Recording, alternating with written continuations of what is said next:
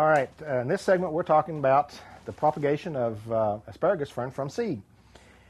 And coming off the vine, the ripe seed is going to be red. They're green up until the time they become ripe, and then they turn red.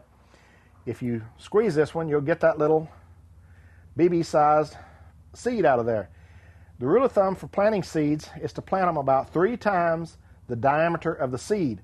So this one being about a 1/16 or so of an inch, you're going to want to plant maybe as much as 3/8 of an inch deep. These here, this particular asparagus fern seed is laying right on top of the potting soil. I'm going to push it down with my finger. That's about the depth that you want it, and this one too.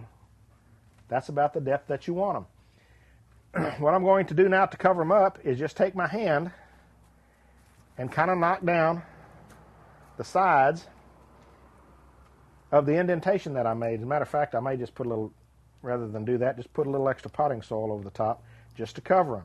Because it looks like when I run my hand over to try to knock the corner down, I'm actually kind of knocking some of them out of the socket.